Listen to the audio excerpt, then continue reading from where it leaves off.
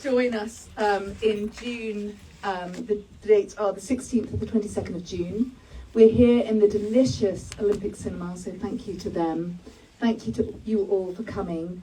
And I wanted to thank people who've come from far and wide. So there's a little note here which says, and I'm just going to get it up. Maybe I'll get George to read this out. Maria. Thank you very, very much.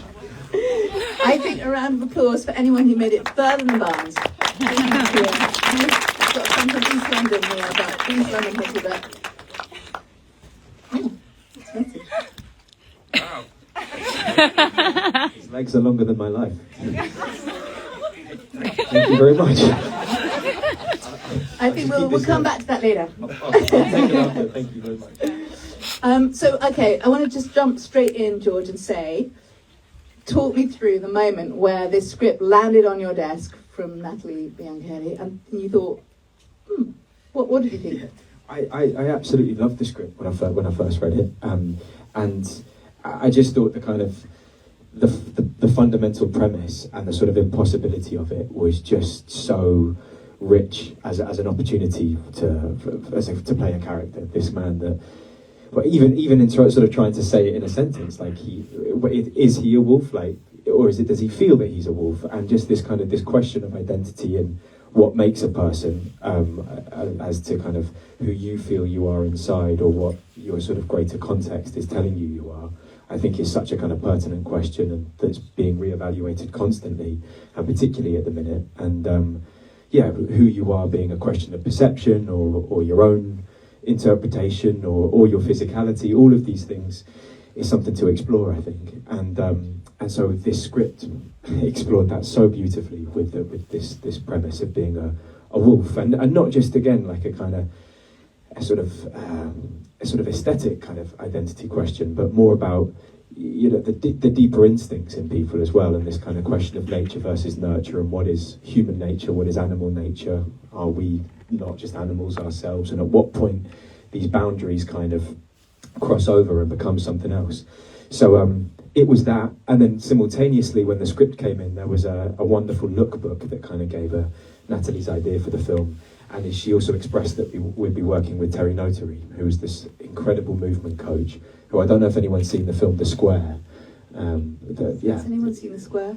There's a scene in it where there's set in an art gallery, and this performance artist that he is an ape, joins a sort of rather swanky dinner, and he won't stop being an ape, and it becomes this incredible, really intimidating scene. And I remember watching that and just being like, this is incredible. And it sort of was an inspiration on committing to something quite out there, and how sort of dramatic that can be. And so he also works on Planet of the Apes, and he is the man that kind of transgresses those boundaries of humanity and animal.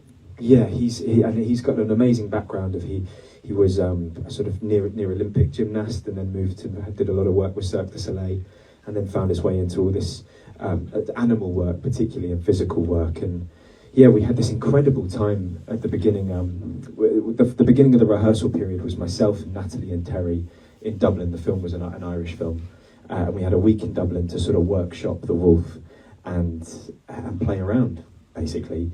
And before we kind of got to anything tangibly wolfish, the question that he posed was like, what is it to be animal? Like, what defines a human? What defines an animal outside of physicality? And the kind of thing that we set upon was, and again, even that is a human interpretation, is sort of existing via your thoughts before your guttural instincts, because we're all so socialized.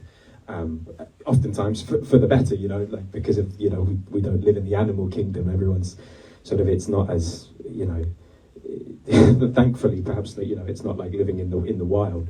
But that said, at what point do your thoughts kind of dictate everything? And Terry did a lot of work on basically removing thought, and a lot of really simple kind of physical exercises and mental exercises to get to that sort of ephemeral place of being without thought. And it sort of sounds difficult to describe, but it's sort of extraordinary when the brain turns off. And even the difference between sort of sitting there going, I'm, you know, meditating, or I have very few thoughts, or I have a singular thought.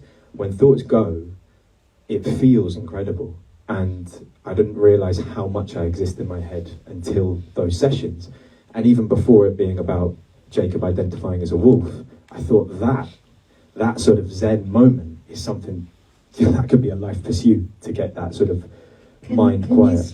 Can you still attain that space? To be honest, I think it's that sort of, it's that silly thing when you find something that feels really good, but you kind of go, oh, I've got a bit busy today, you know, which you don't justify it unless there is the sort of pursuit of this character, which is completely counterintuitive, but you know, you find reasons to sort of focus on all the bits and bobs that need doing in a day otherwise.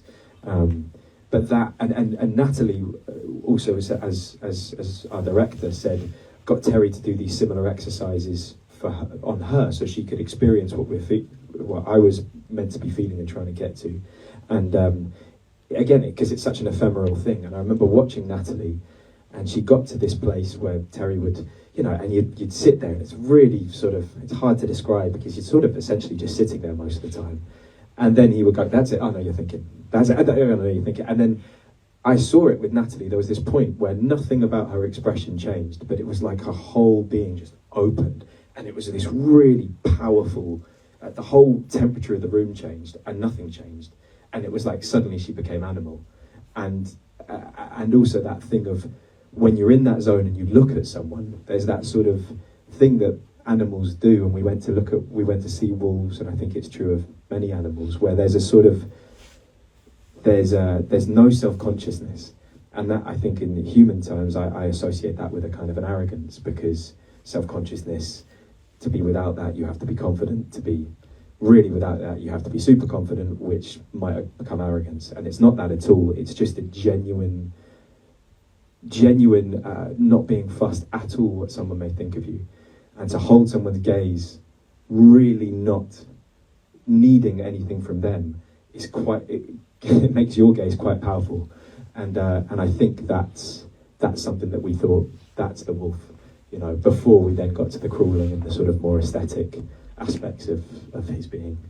I remember you telling me about working with Lily Rose Depp on that physicality in terms of a mutual attraction based entirely on a kind of animal feeling rather than a mental feeling. Can you talk us through that process? Yeah, like Lily and I, there's the scene where we're sort of in our animal states on the roof, and that was kind of, we had this week of rehearsals, and then the lockdown happened. You know, the COVID at its very beginning hit in the UK and Ireland, and so the film got pushed back by months. And you know, despite the seriousness of the pandemic, actually those months in terms of the film really helped embed what we'd found in that first 5 days. And the plan was then to have 2 weeks off and go into 3 weeks of rehearsal and the shoot, and that 2 weeks became 4 months. And so when we came back, we had that same 3 weeks, and that was when I worked a lot with Lily and I. And to sort of explore our characters, we sort of used that scene, which in the script was just Jacob and Wildcat play on the roof. And that was sort of it. And in finding what we thought that scene could be, that was sort of the basis of our rehearsals, to then explore the characters' relationship and what that might be. And that was a sort of a mixture of kind of almost meditative or sort of intimacy exercises. Then it was a case of very sort of, you know, not being sort of self-conscious, just like having a go as animals. And then there was sort of different things that Terry and Natalie would do to the exercises, where you sort of get that sort of three-dimensional awareness of really simple tasks, like, okay, move around each other in your animal state, and always one must be looking at the other, but you can never be looking at each other at the same time. And so just that immediately you're kind of hyper aware, and you're kind of listening with your back in a way that you weren't before, because you're sort of, and then the tension of, oh no, she's looking, and actually no, I can look at her, and you know, that suddenly, it just suddenly sort of made the scene alive, and again gives you a sense of how these people, and for me, I think Jacob is a wolf, and that doesn't mean he sort of exists on all fours all the time, but it's just like, that's how he sees the world, is this sort of constant peripheral vision. And he even, like, as sort of jumping away from the initial question, but that's what was so interesting about the character of, like, once I was researching wolves in a sort of more literal sense, you know, they smell and hear before they see, in terms of the sort of hierarchy of their senses, and go, how interesting if you had a human body, but your ears and your nose were better than your sight, and how would that mean? How would we interact right now? I'd probably be thinking about your perfume more than I am the conversation, because that's what I'm taking in. And what would that do to make him as a man? Because it would probably make him disengage in a lot of conversations because he's smelling your perfume, you know, but trying not to because he's socialised to know that that's not what you're allowed to do. And just that constant sort of contradiction in oneself, I thought was really fascinating. I think you talked before about what that did then to the language of the script. So in terms of stripping back some of your dialogue and becoming non-verbal.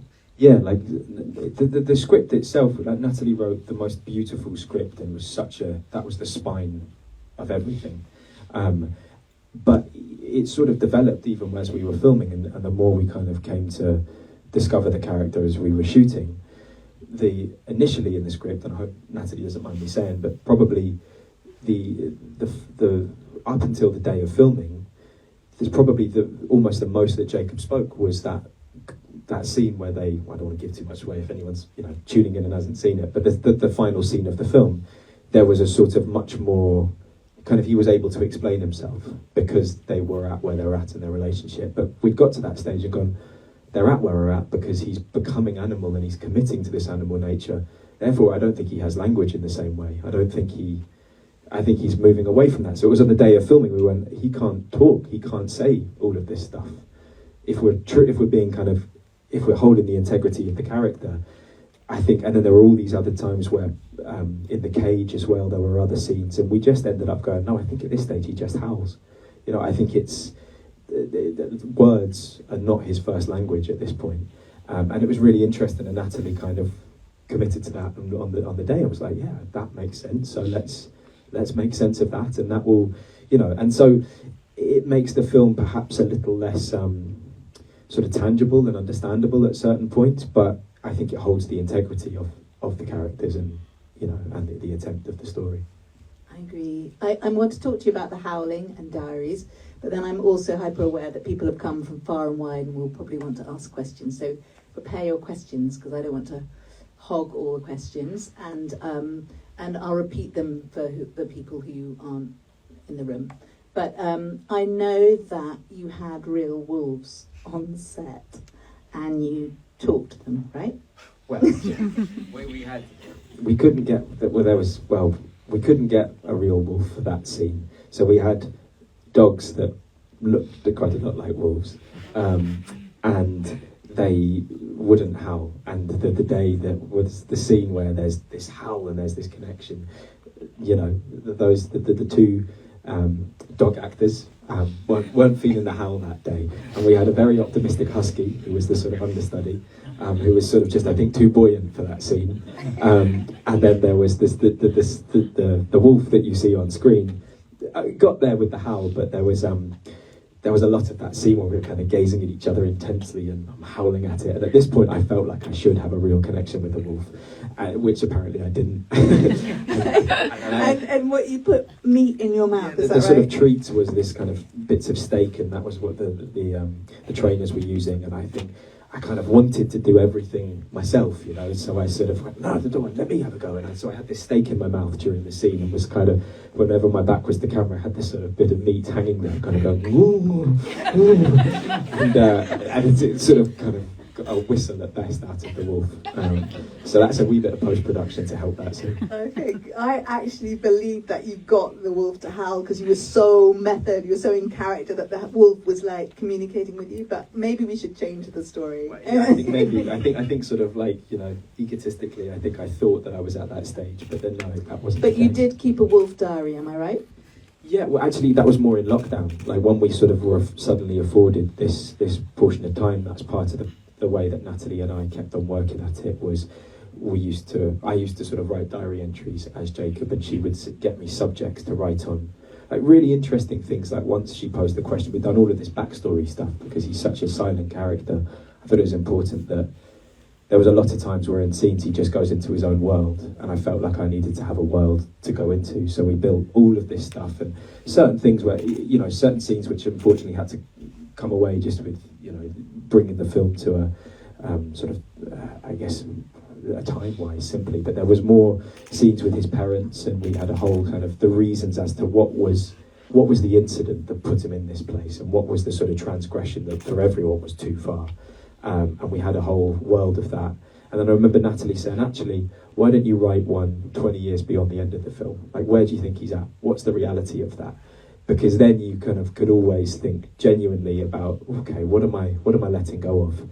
Because I think that's another thing that's beautiful about the film, is that it's about being true to who you are and owning that and being that fully, but also sort of accepting that might mean that you have to leave certain situations that are also kind of keeping ties to you.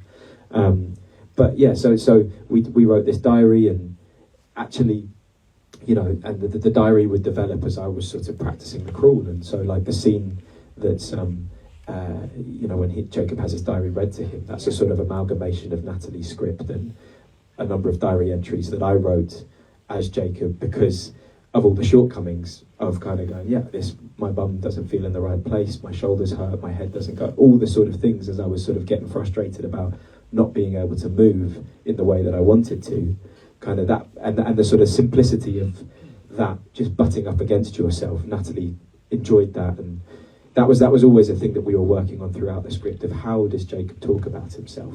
Because if you are a wolf, how able are you to do that? How willing are you to do that?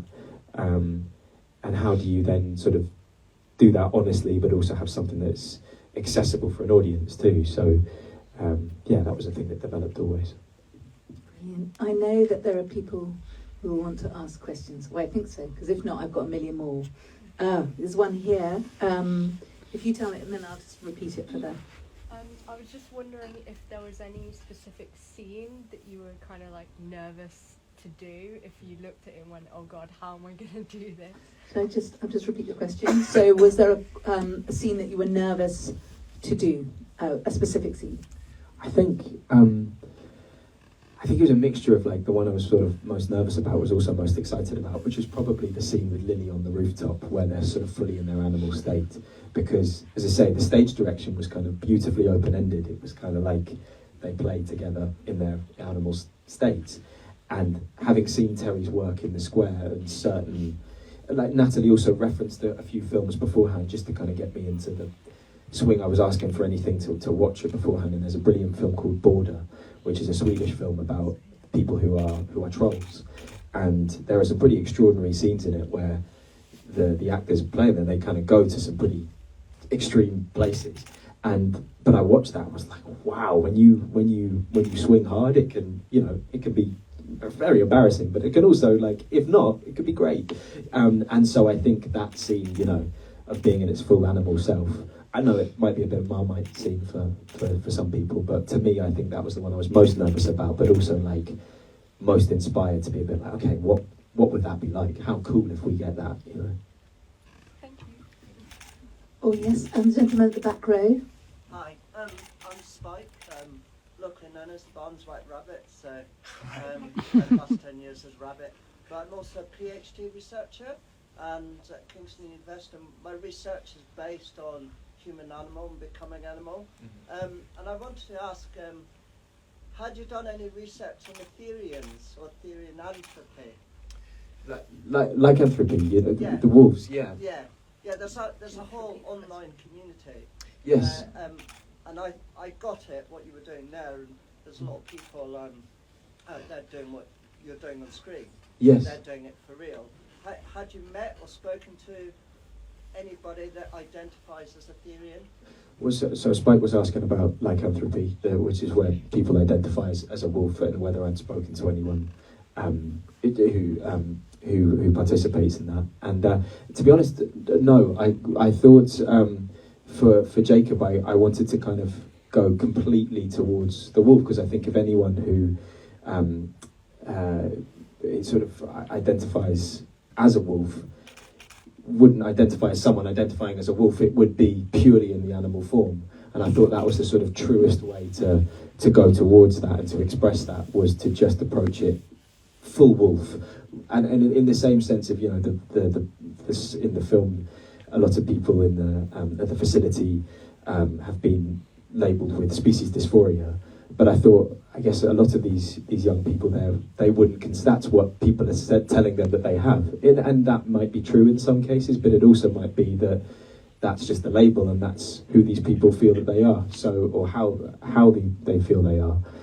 So I didn't sort of go towards people with lycanthropy, but more just to the animal itself. Thank you. Great question. Yeah. Oh, here's a question. I'm Stacy. Hello. And is there any common thing between you and Jacob? Can you tell me? So the question is there any connection between you and Jacob? Is there similarities between you and Jacob? I think I like to, I guess, sort of, the similarities would be, I think I like to be quite focused on one thing at a time, be that sort of whatever that work or life. I think I like to be kind of quite single-minded about things, and I think that's sort of, I've struggled with that over time. Whenever you having to sort of separate when you have to, when things merge, when you're doing two things at once or many things at once, and that sort of being pulled, whatever that is, a feeling inside or about yourself or about situations or number of things you have to participate in, that sort of fractured feeling is something that I've kind of identified with at certain points, you know, over time. And this is a kind of, sort of a very strong version of that. And I think that's why I was, you know, drawn to the character. You seem to be drawn to these characters who are completely immersed in that world. I remember, and correct me if I'm wrong, but when you were shooting, was it in Those in Peril, when you actually did, that you were in the ambulance and you were... that was Bypass. Oh, Bypass, yeah. Well, yeah, that was a job where I got a bit sick, and there was a scene in an ambulance. They went, "You should come to hospital." So they had a real ambulance, and then they were monitoring you, and actually you're... Yeah, it was all kind of, I'd had to, yeah, there was sort of, I think I was a bit fatigued then. But that thing of like kind of, I think there's some truth in, you know, the integrity of something when you do anything 100%, when you believe something 100%, but then how you meet compromise of accepting many things at once. I feel that the older I get, the more and more compromise there is in life on a day-to-day, and I think that's essential. But the process of coming to terms with that, if you like to be quite black and white about whatever it is that you're doing or feeling or think that you should be, if you correlate that with a sort of singularity, meaning that it's better, which isn't always true, but sometimes might be. And even that, the fact that it is sometimes and it doesn't always have to be, just that kind of figuring that out and kind of meeting that presently as you go through life is a sense of a split loyalty. Thank you. Yes, Gabriel? I was just wondering, in the, I don't want to give too much away to people watching, and then Wildcat does like a double look, and so it's kind of thinking, do I have a life outside of this place, or am I really like, is my life here? And I was wondering if you had a view on whether, like, after that scene cuts, like, Wildcat kind of does climb over the fence, or she kind of is like, this is my life, and I can't go be my truest form with Jacob, because that's kind of not me at all. So the question really is about the final scene. What happens after the final scene, in a way, in your mind? I guess in terms of Wildcat's actions, I'd have to defer to Lily. I think only Lily can truly know. But I think what I loved about the relationship in general between them is I think that there's a room for great love in life and in stories where there's a moment is shared, and sometimes that moment can last, you know, a lifetime between people. They meet and they align, or sometimes there's a kind of a cross section where you might be going on opposite trajectories, but there's that point in the middle with which Jacob is trying to be at his most domestic and Wildcat is trying to be at her most wild, and there is a beautiful, tragic possibility in that perfect moment, and that is a legitimate love but it just doesn't sustain because they can't. I love the kind. I think it's sort of tragic and kind of beautiful, but I kind of see them that there was a moment that was shared that they couldn't sustain because of who they have to be and where they have to go for themselves. Oh yes, this lady here. You spoke a bit about this, but what was your physical process into getting into the wolf, and how did you decide what was wolf like? That's a great question. I think it was just kind of experiment and then practice, basically. It was really good to start with Terry with the sort of meditative side of like the animal state, and he would do a lot of things where we simply did an exercise for hours of getting in and out of a chair, and again it's so sort of ephemeral, but Terry would make you get out where you use all of your body rather than just squeezing with your legs and getting your bum off the chair. If you have an intention up with your head, you relax everything, and you almost think your way out of it, and suddenly you feel so light. He's like, that's it. You're using your whole body. You're not squeezing. It's kind of like, it's almost like doing a pull-up or something. And rather than just using your arms and pulling that bit really tight, you kind of use your entire body, and you sort of, once you engage everything in a sort of almost subconscious way, you become much lighter. And we sort of had that sort of, and that sort of animal thing where there is a sort of purity in your physicality, I guess. That's what Terry helped us with. And then once we sort of found that sort of state, it was videos, and also like drew wolf skeletons and the anatomy of wolves, and kind of go, okay, I need to suck my tummy in to create that shape. And then even I remember Natalie as a gift got me like a little kid's bath time wolf figurine, and it was a really clear that actually wolves, because I was crawling like a man on all fours, and so your arms are out in front of you, but then when you see the anatomy of a wolf, actually their arms are way out of that, and once you put your arms under there, it pops your shoulder blades up, which created that, and it was kind of like, oh, and it was really uncomfortable, and of course not natural to go to that first, but you realise once your weight's over the front of yourself, it's much more like a wolf rather than being sort of like your legs being the furthest thing in front of you. Actually your legs, all four legs, are right underneath you, where beforehand I was sort of like not a tripod, a quadpod. So then there was a lot of very strange crawling and filming it on my phone and sending it to Natalie, and I did ask if we could just I'm in my underpants. Yeah, and it just became like practice, like to walk, to go with a flat back. I remember shaking and sweating so much that first week in Dublin, and actually that's why that hiatus that came when the pandemic hit, in terms of the character, was actually really useful, because it's just like being fit for anything. You first time you go for a jog in January, you're puffed out, and then while you're doing it in the summer, it's that same run is easy. It was just a case of sort of identifying the aesthetics, getting those in a muscle memory, so then you weren't just sort of performing and like posing the whole time, but you sort of knew how to get to those poses unconsciously. Great.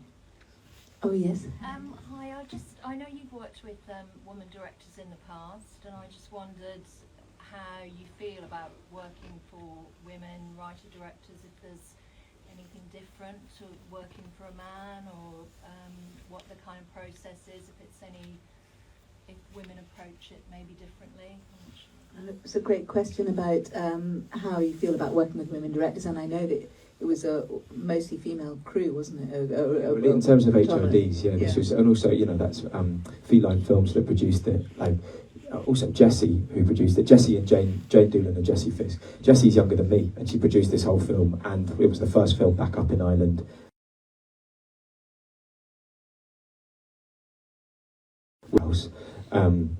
In terms of, sorry, I'll just jump in with the question about, is it different to work with female directors? I don't think so. I think each director is their own, and I think it's, we're at this point at the moment where there needs to be, a focus on a rebalancing of, what is a very patriarchal industry.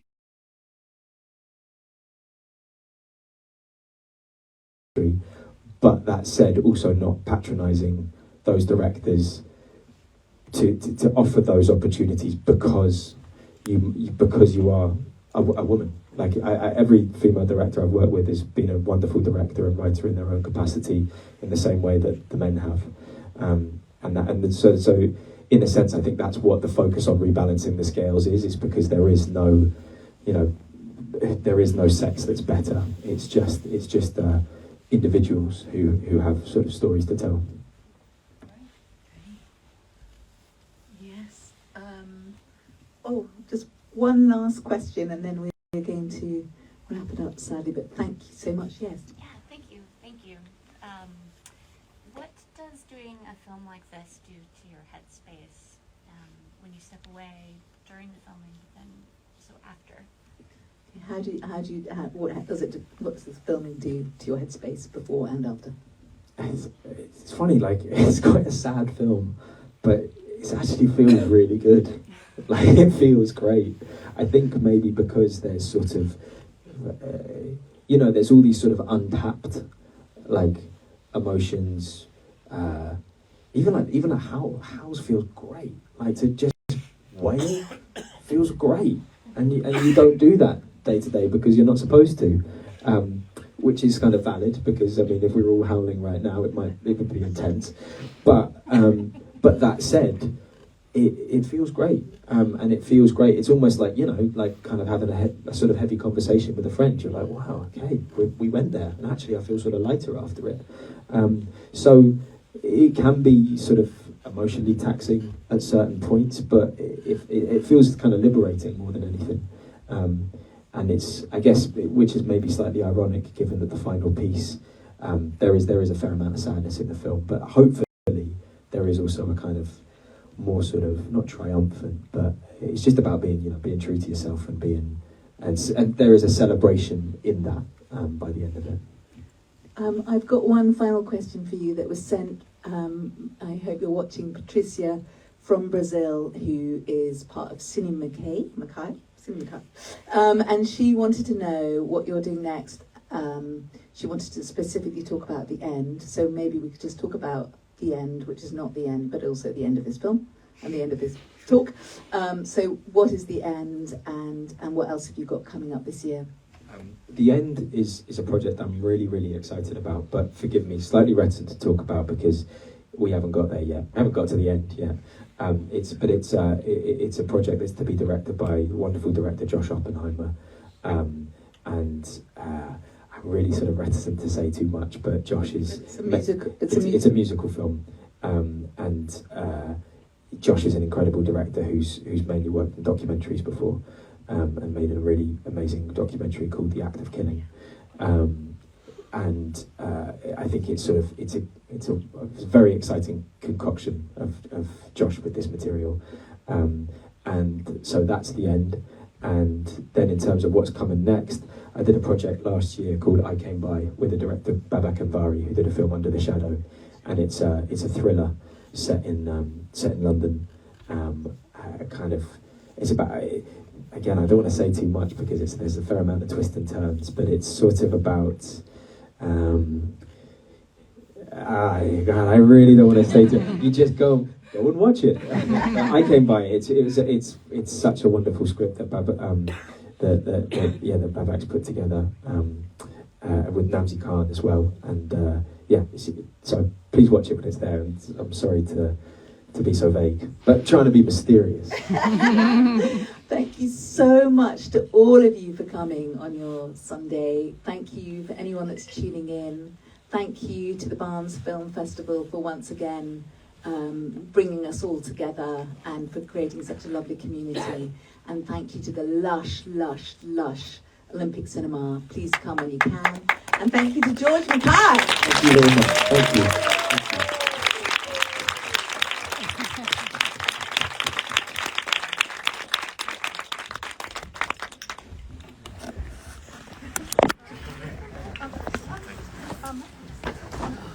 Sorry,